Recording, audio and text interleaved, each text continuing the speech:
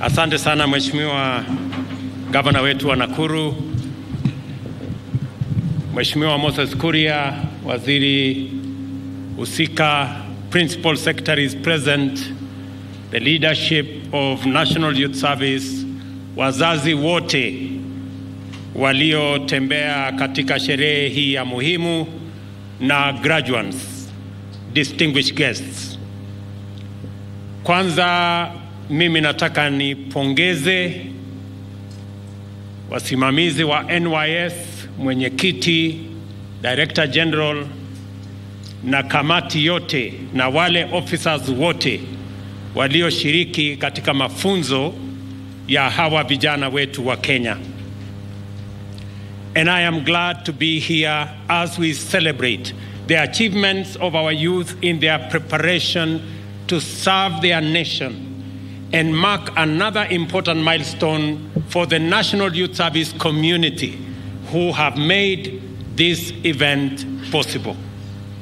An event like this is particularly important because its role in reminding us of the substantial reasons we have as a people of Kenya to be hopeful about the future despite the challenges we face.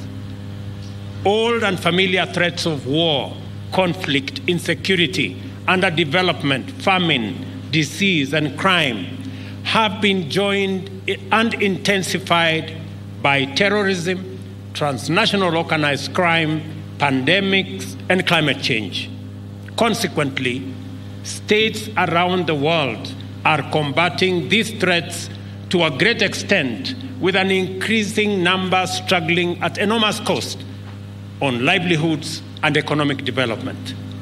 Under these conditions, high rates of population growth have not only increased the number of citizens overall, many national populations of developing countries grow younger by the decade.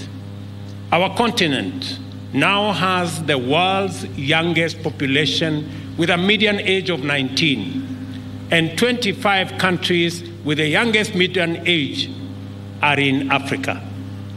What this means is that the youth are no longer just an indispensable component of society. They define the basic character of our nations and determine the direction and speed of our journey into the future. Depending on the effectiveness of the measures taken to prepare for the present and future, young people are likely to inherit the problems that bedeviled older generations and struggle under their worsening impact. This is the essence of the two contrary perspectives of Africa's youth phenomenon. On one hand, there are opinions which see in the population explosion the threat of serious instability on account of having too many young people who are unemployed and vulnerable to various socioeconomic, health, security, and climatic shocks. To this school of thought, the young people represent a ticking time bomb, which will explode sooner or later into a myriad of acute socioeconomic and political problems. On the other hand, there are perspectives which see in the youth a stronger capacity for effective harnessing globalization, innovation, and leadership in newer, more positive directions. Contrary to the youth bomb perspective, this standpoint perceives the runaway budding of our population as a singular opportunity to harness a demographic dividend by utilizing the youth as an agent of harmony and stability, frontline actors in combating various threats, drivers of greater productivity and intensified competitiveness. Both perspectives are right. If we carry on with business as usual and neglect the imperative of taking extraordinary measures to transform our economies in order to give millions of young people a better chance to build stronger nations, we will definitely have a serious crisis in our hands. The difference between the two scenarios depends on how intentional, how ambitious, urgent, and futuristic the development agenda is. It is clearly evident that for a few decades now, Kenya has been firmly and emphatically committed in investing significantly in a future that will exploit the demographic dividend to drive national development agenda. This is for a while now. Primary education has been free of charge, with huge subsidies in secondary education and even university education under the bottom-up economic transformation agenda. The bottom-up economic transformation agenda will not implement itself. On the contrary, our best chance of actualizing the Kenya we want in social, economic, political, and even cultural terms is by wasting no opportunity in equipping our young people with the skills and capabilities that are not only competitive and relevant in the current global market, but also firmly aligned with the imperatives of the radical transformation of our economy. Our review of the CBC, increase of teachers, infrastructural expansion of learning facilities, development of technical and vocational education and training institutions throughout Kenya represent one side of the positive interventions aimed at securing the greatest share of youth dividend to power national growth.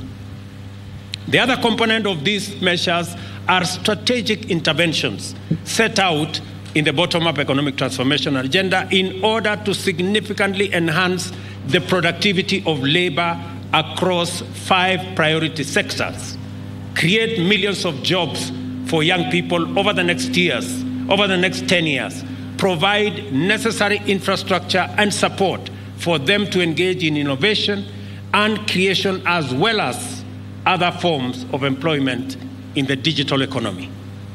The National Youth Service is not just a witness and a participant of our bold intention to enlist the youth as the leaders and drivers of Kenya's transformation.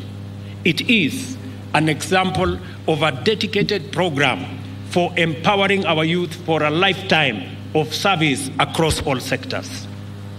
This organization has re-emerged to become a highly trusted incubator of disciplined, self-motivated, skilled, productive youth who continue to make significant contribution to the success of various entities in both public and private sectors. I think the examples given by Minister Kuria in the collaboration with various state departments speak volumes of the capacity and the potential of NYS to power the transformation of our country. Thanks to the dynamism of the National Youth Service, the graduates of this institution are much admired, effective workers in every field, from agriculture to national security and administration, as well as building and construction, research, development, and innovation. Because of the rationalization of learning pathways in tertiary education, a number are also finding themselves on their way to careers in highly competitive domains. Recognizing the place of youth in national transformation in general, and that of NYS in powering the plan in particular, we have embarked on a strategic re-engineering of the National Youth Service to enhance the capacity of the institution to take up greater numbers of trainees, position it on the path of financial sustainability through revenue generation, thereby creating the conditions to support the expansion of enrollment to 100,000 young people annually in the next 5 years. Let me repeat that this year, we are graduating 10,000 young people from this field. Next year, in the first cohort, it will be 15,000. In the next cohort, it will be 15,000. So next year alone, 30,000 young people from across Kenya will graduate from NYS as we position NYS as the incubator for all other arms of government. And let me report here that when I was here last year, I did commit that we were going to include the National Youth Service in the review of salaries and working conditions of both the police, the prisons, and I committed that we are going to include the NYS, and we did.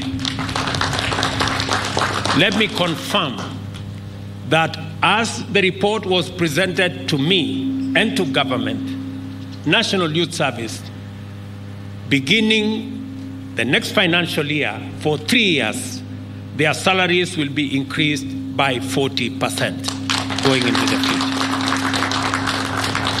Let me also confirm that I have approved the modernization and the re-engineering of National Youth Service so that in February next year, we will have an additional 200 cadets that will be trained to enhance the capacity of National Youth Service, to train more servicemen and women as we use NYS to grow the pool of young people that are job ready, that are ready to take up responsibilities in different sectors. Additionally, another 500 servicemen will be trained to join staff of the National Youth Service, again in the effort to ensure that National Youth Service has the men, has the women to assist NYS train more young people. Vile tutakuwa tunaongeza wale watakuwa wanakuja hapa NYS, na nimesema ya kwamba kuanzia Februari mwaka unaokuja, hawa vijana kutoka Kenya mzima, namba yao itaongezeka kuwa 15,000. Enrollment ya mwezi wa 8, mwezi ujao, mwaka ujao itakuwa 15,000 ingine, na polepole kwa miaka 5 tutakuwa na vijana 100,000 kila mwaka watakao shiriki katika mafundisho ya National Youth Service.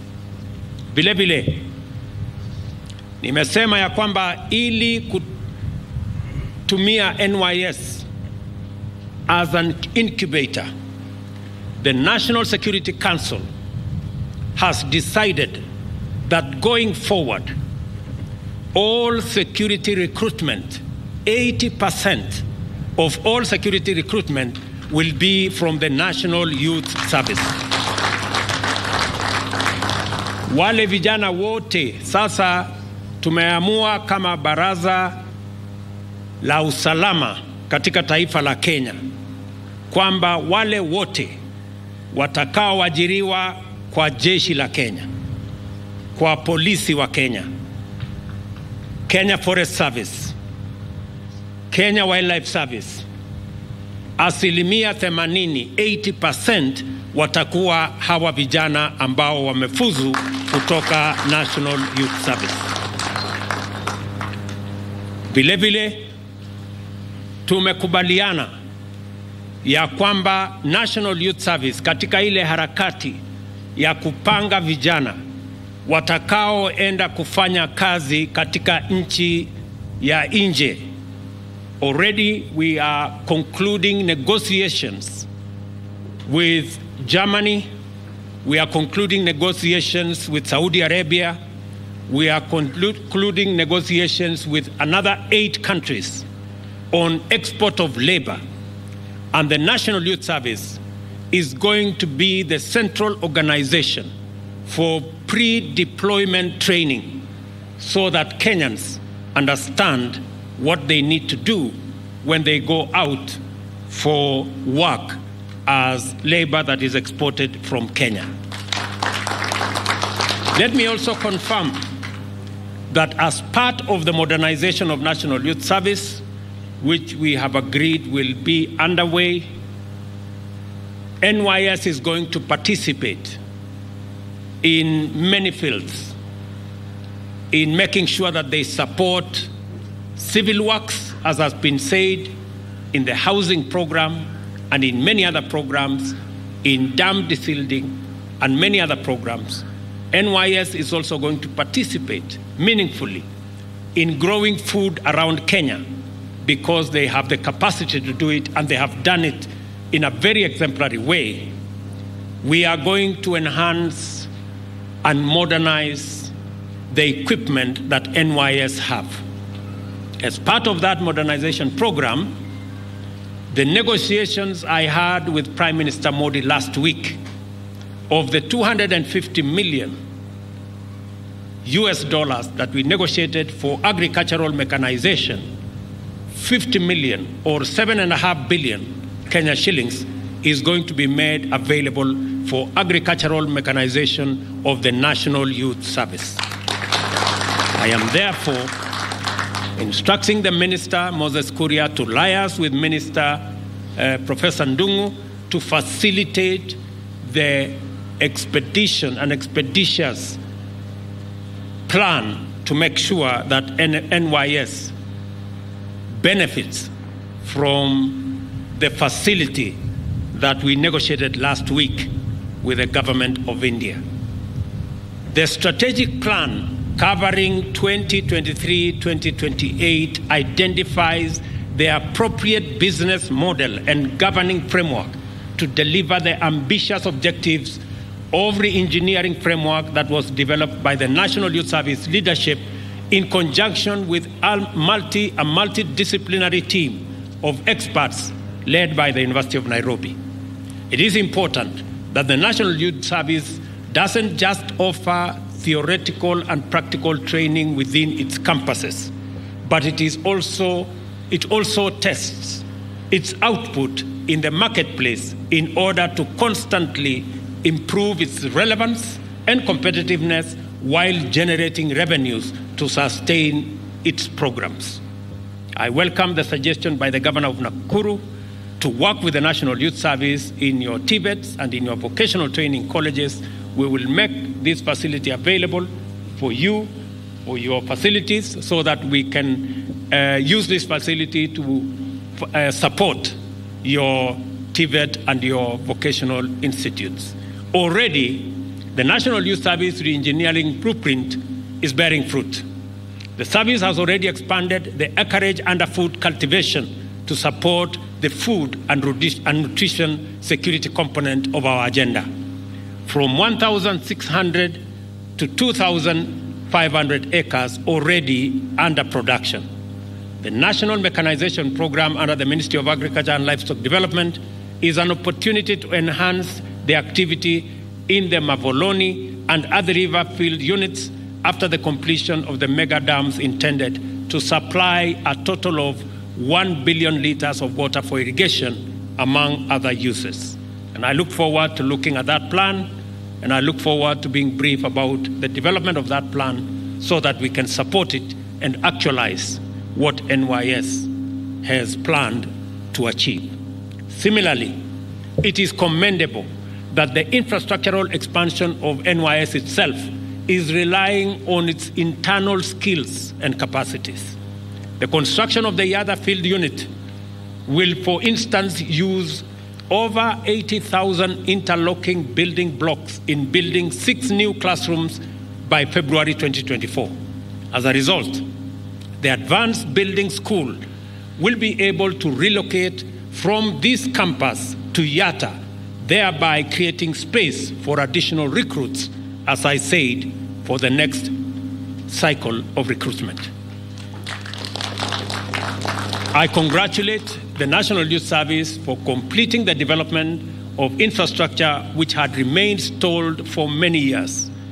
Barracks with capacity of 700 people, together with classrooms which accommodate 150 trainees, each have now been completed, and with the fabrication of 10,000 beds by the NYS Engineering Institute, the service will now be able to increase recruitment, as I said, from 10,000 to 15,000 at the next intake as we embark on the journey to ultimately expand capacities of NYS. For its part, the National Youth Service Mechanical and Transport Branch continue to drive self-reliance through the promotion of efficiency in the management of vehicles, plant, and equipment to profitably serve trainees and other stakeholders. For example, trucks and excavators have been leased out to the East African Portland Cement Company to support mining operation, and similar arrangements have been implemented in Machakos, Makueni, Elgeyo Marakwet counties, among others. I take this opportunity to also highlight the outstanding contribution of the service to the National Tree Planting and Landscape Restoration Campaign by propagating 35 million seedlings in various field units across the country, planting 10 million of these and making the balance of 25 million available for sale to various public and private sector entities. It is commendable that the service has committed the revenues generated from this exercise to the propagation of 3 tons of seeds of assorted species to the tune of 50 million seedlings by June 2024. Elsewhere, the NYS is collaborating with the State Department of Interior to desilt the tributaries of River Nyando and clean canals connected to it in order to prevent flooding during heavy rains. This program has now been extended to Nyakach, where dikes are also under construction with the same objective. Further, the service has now developed a mature and effective collaboration with the National Police Service in crowd control, securing strategic installations, the provision of emergency response services, including at the Integrated Communication Command and Control Center that is now very useful even as we manage the El Nino challenge. These examples demonstrate how busy the NYS is in meeting the great demand for its capacities in many sectors, and therefore its emerging role in taking our young men and women to the center of productive involvement in national transformation. The National Youth Service, ladies and gentlemen, therefore provides an eloquent answer to how Kenya has approached the youth question. We are systematic, intentional, and determined to succeed in equipping our nation's young people with capabilities and capacities to contribute effectively to the radical socio-economic transformation of our country by developing their knowledge, skills, talents, and abilities to make sure that not only is every single Kenyan youth productive, but that they are competitive enough to hold their own anywhere in the world. Every day, through consistent investment, robust strategy, and deliberate implementation, we bring the nation closer to the abundant fruits of our young and youth dividend. With our youth, our investment in the future is secure, and our capacity to confront the daunting challenges of today and tomorrow is strong. The National Youth Service is therefore an iconic institution whose entire identity represents the power of our national values in action, the promise of reimagining Kenya's nationhood irrevocably anchored in our national values and our capacity to face a complicated and uncertain future with a lot of confidence.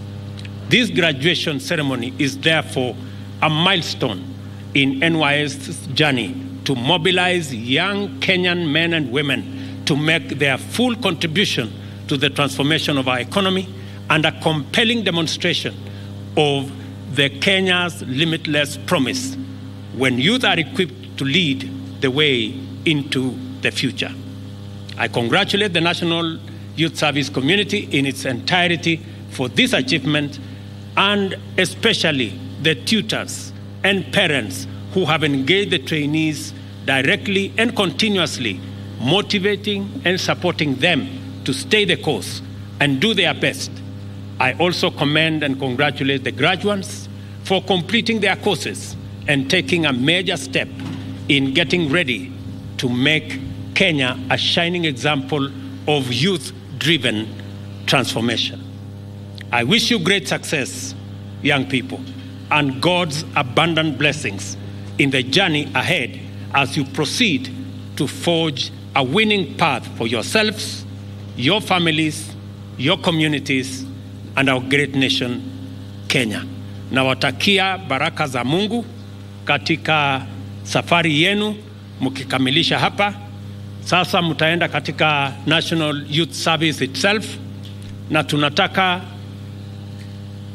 mafunzo mliopata hapa na pale mbele mtapata training katika sehemu mbalimbali, katika vitengo mbalimbali, ujuzi wa aina nyingi. Sote tutashirikiana pamoja na nyinyi. Asanteni sana na Mungu awabariki. God bless you. Thank you very much.